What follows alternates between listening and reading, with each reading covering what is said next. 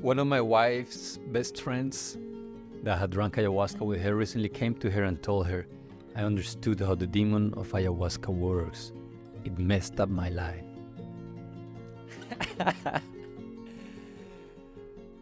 Wow. So, first of all, this is a woman that used to organize retreats in Colombia. A woman that brought dozens of people to our retreat center. A woman that got on her body a tattoo of some sacred geometry from one of the retreat centers that we used to work with. So you could say that this was a woman that was pretty involved in this path and had such a profound experience and had certain devotion. I mean, to tattoo yourself with the sacred geometry of a retreat center, that means that it did something for you. So why did she come and say that I understood how the demon of ayahuasca works? She called it the egregor, or like the entity. And what does it mean? And are you at risk if you have drunken medicine or you're thinking of drinking it? You may be in this video thinking, like maybe this is bad for me. And I'll tell you what, it can be. So I'll explain to you why. Ayahuasca, according to the tradition, it's feminine spirit. Now, really, it's a spirit without gender. But a way in which it shows up, a way in which it manifests, can be felt like a feminine spirit. And something that the shamans say, and they use metaphors, so bear with me. They say that it's like a woman. You have to make offerings. You have to sing to her. You have to dance for her. You have to prepare yourself. Kind of like a courtship process. You prepare your body, your temple, you invite her in, you bring her in. Then you sit with her and you dance with her the whole night. The dancing is the visions, the insights, the revelations. But they say that she's also very strict. And like any part of nature, there are laws that rule it. One of the most essential laws is the law of cause and effect.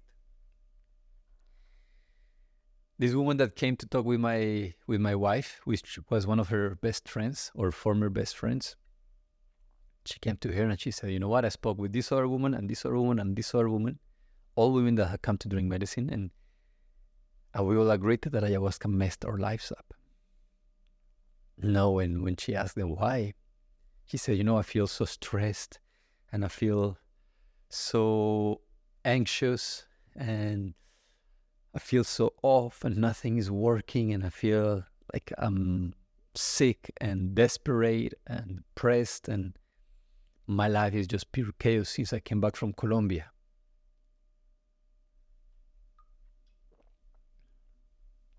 So up until then, if it was somebody random speaking to them, they would be afraid. Wow, that sounds like a bad idea. But is it really? What happened, and I know this because these women were very close friends with my wife, was one of them, for example, she was a Tantra teacher in Russia. And as part of her job, she used to or I don't know if it was market research, she used to participate in a lot of, I'm just going to be straight, a lot of orgies and adult playgrounds and places where you go and you wear a mask and then nobody sees you, but you're naked and you have sex with other people. At least these are the stories that my wife told me that she had told her. She used to join many of these sex-positive spaces, and when she came to drink medicine, she was purging a lot because her sexual energy was deeply entangled with so many people's, from her work, from all those parties she attended, and she was vomiting and vomiting and vomiting and vomiting and vomiting and vomiting and vomiting and vomiting. And she told my wife that she saw that it was all of that, all those sexual experiences. All that she had been doing as a Tantra teacher was based on what she had learned was not really pure. There was some shadow to it. The problem is that when this woman left, it was very hard for her to leave her job because that's all she knew. So she tried to force herself back into the garbage that she had just left, or that the medicine had helped her to take out. Our elders say that you never drink your vomit, meaning you never put back into your body, into your mind, that which you have already purged. It's a disrespect to yourself, to your process, to the pain of that growth, and to the medicines as well, to nature, because nature has to be there with you and help you get through it, only for you to go back to the same thing. One of her other girlfriends, she had seen that like she was having a hard time sleeping, she was eating very poorly, very distracted, she was being very irresponsible with her time, with her commitments, with work. She was drinking 8-9 cups of coffee every day, and then not sleeping and thinking that because she was not sleeping, she was just channeling things, but not really. She was just too high on caffeine, and her nervous system was a wreck. And you pair that with the lack of stability and groundedness of having a routine, of being disciplined, of eating healthy, and of course, just her health got out of control. She had come to Colombia and she had seen many things that she had to do and stop doing. One of them, again, be very mindful and careful with her sexual energy, respect her body. But somehow she goes back to Russia, and then a guy calls her and says, hey, I just want to have sex with you. I don't want anything else. I'm going to call you when I want to come. We're going to do what we need to do. And then I am out of there. Well, if you agree to that, what does that say about how much or how little you appreciate yourself, how much you respect your body? Another one of her friends, and I may be being redundant, but I want to wrap up very soon. But I just want to make sure that the cases are clear. Or one of her girlfriends came and she vomited a lot, and she also saw that she had drunk too much in her life, too much alcohol, too many drugs, too many toxic relationships. When she left, she was radiant. She came looking like heavy, and then she left radiant. But then she goes to Bali, finds herself a boyfriend who is more of what she was used to, starts drinking and drinking and drinking, and gets depressed, and drinks and drinks and drinks some more, and just starts going downhill and spiraling out of control.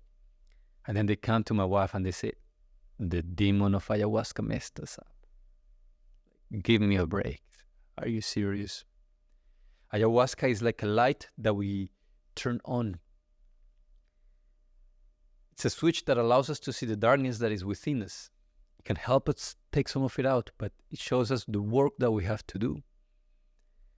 Another way of saying this is, imagine that you live in a home that is full of garbage and filth.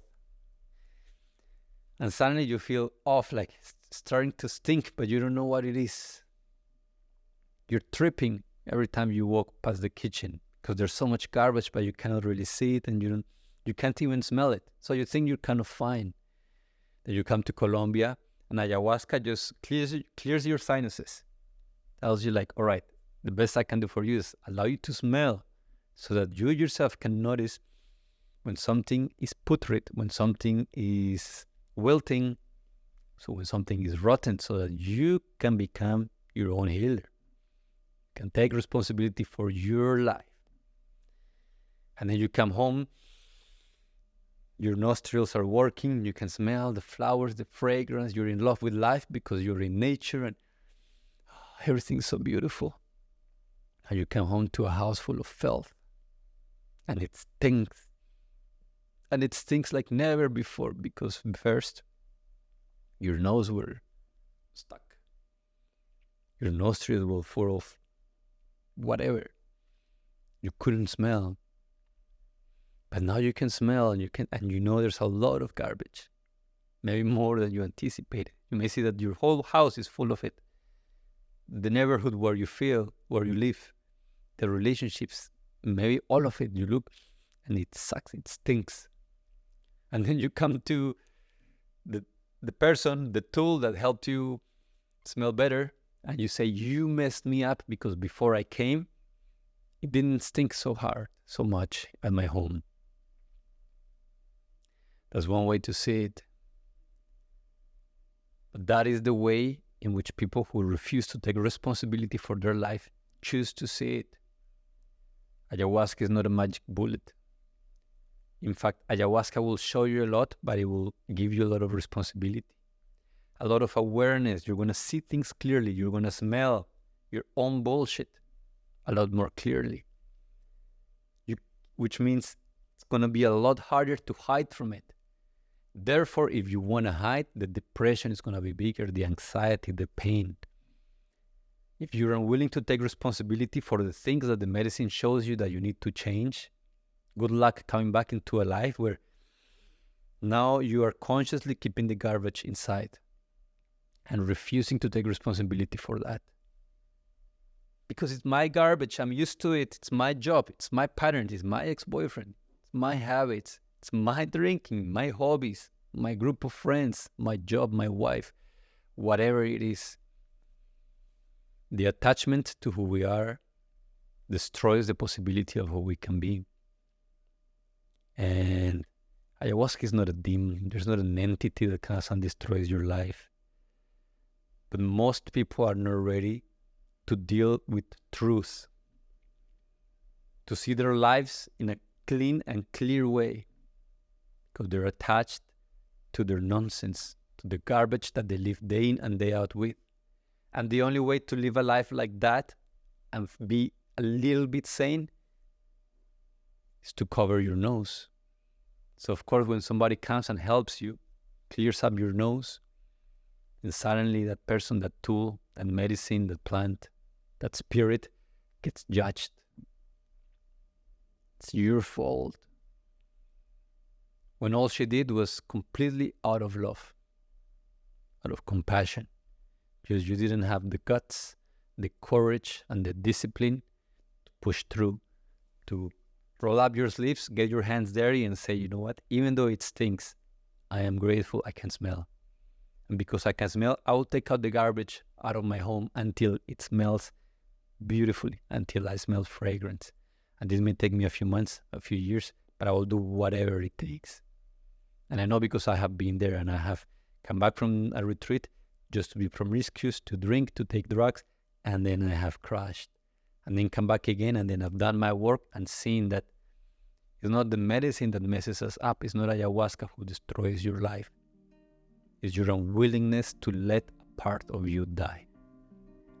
I hope this was useful. If this resonated, let me know in the comments.